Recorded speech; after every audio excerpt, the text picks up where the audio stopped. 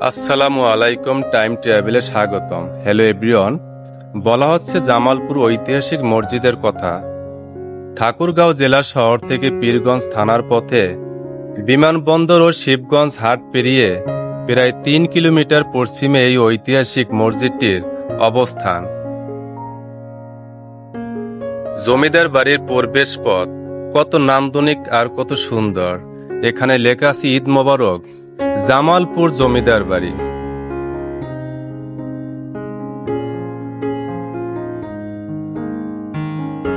এক সময় এই জমিদার বাড়ি অনেক ঝাঁকজমক ছিল।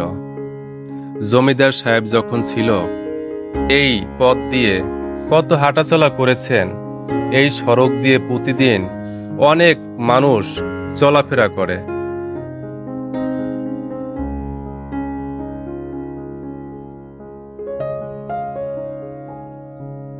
এক সময় জমিদার সাহেব ঘোড়ার গাড়িতে তার রাজ্য ঘুরে বেড়াতেন এবং দেখতেন তার রাজ্যের প্রজারা কেমন আছেন, তাদের খোঁজ খবর নিতেন। আবার কেউ কর না দিলে সেই করের জন্য সেই প্রজাদের কাছে যেতেন।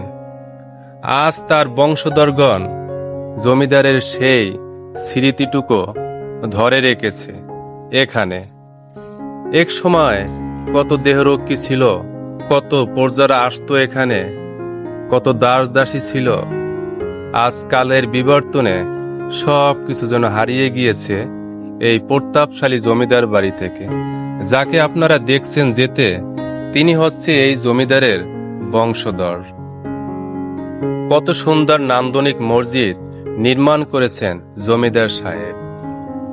মসজিদের সামনে একটি বৈঠকখানা রয়েছে। এখানে দূর দূরান্ত থেকে অনেক পর্যটক এসে বসে।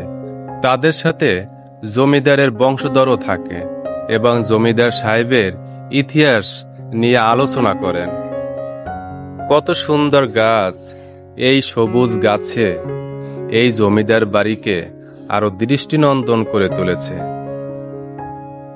এটি হচ্ছে জামালপুর জমিদার বাড়ি জামে মসজিদ। এই মসজিদটি চৌধুরী পরিবার নির্মাণ করেন, যারা তৎকালীন পূর্ববঙ্গে ব্যবসা করতে পশ্চিম বাংলা থেকে এসেছিলেন। চৌধুরী পরিবারের সূত্র অনুযায়ী আব্দুল হালিম চৌধুরী ছিলেন পীর বংশের মানুষ। উত্তর দিনাজপুর জেলার বালুরঘাট মহকুমার রায়গঞ্জ থানার বড় পরগনা তাজপুর গ্রামের বাসিন্দা। প্রায় ১৭৬৫ সালে আব্দুল হালিম চৌধুরী কাপড়ের ব্যবসার জন্য তাজপুর থেকে ঠাকুরগাঁয়ে জামালপুরে আসেন। সে সময় তিনি পশ্চিম বাংলার বর্ধমানের জমিদার লালা মুক্তি প্রসাদ নন্দীর কাছ থেকে ১,০০০ একর জমি কিনে নিজের জমিদারি শুরু করেন। ধীরে ধীরে তিনি মোট ২৬,০০০ একর জমি কেনেন। ১৭৭০ সালে ব্রিটিশ ইস্ট ইন্ডিয়া প্রশাসন তাকে চৌধুরী উপাধি দেন। তিনি ব্রিটিশ চৌধুরী নামে স্থানীয়ভাবে বেশ পরিচিত ছিলেন।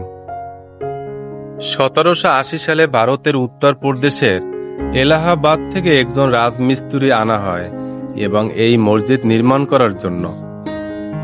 আব্দুল হালিম চৌধুরীর মৃত্যুর পর রোশন আলী চৌধুরী জমিদারি গ্রহণ করেন।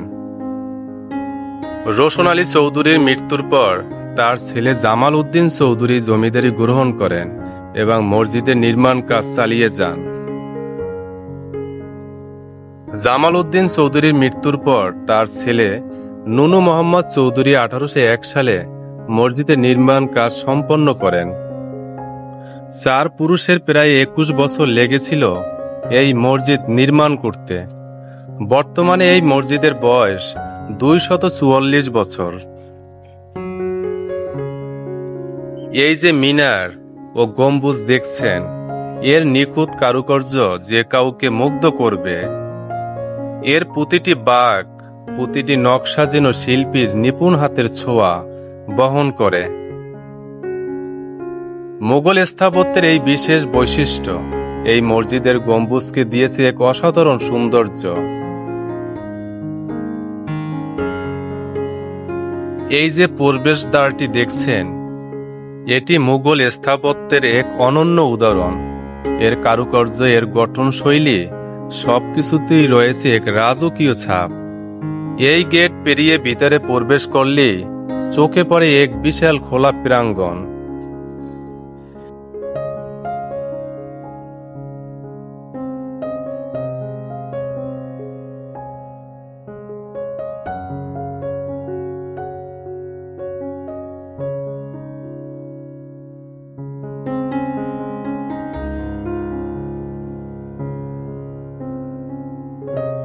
এই খোলা জায়গাটি নামাজের জন্য ব্যবহৃত হয়।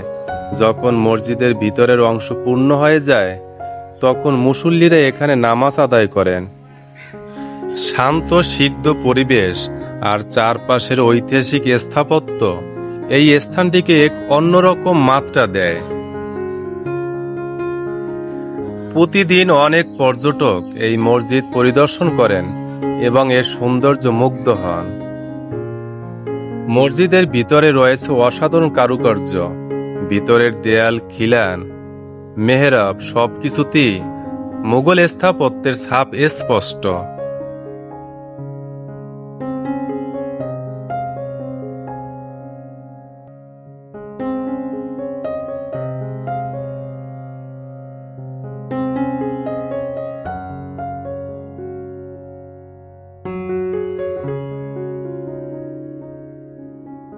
এই মসজিদের প্রতিটি অংশে রয়েছে ইতিহাসের স্পর্শ, যা আমাদের অতীত ঐতিহ্যের কথা স্মরণ করিয়ে দেয়। এই মসজিদের প্রতিটি কোণায় লুকিয়ে আছে কত না জানা গল্প, কত মানুষের স্মৃতি জড়িয়ে আছে এর সাথে।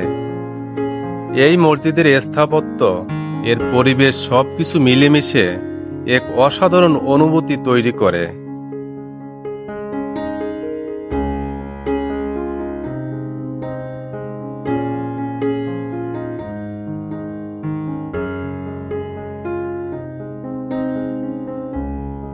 এই মসজিদে প্রায় ৩০০ জন মুসল্লি একসাথে নামাজ আদায় করতে পারেন। যদি এই ভিডিওটি আপনাদের ভালো লেগে থাকে তাহলে লাইক, কমেন্ট ও শেয়ার করবেন এবং আমার চ্যানেলটি সাবস্ক্রাইব করতে ভুলবেন না। পরবর্তী ভিডিওতে দেখা হবে। আল্লাহ হাফেজ।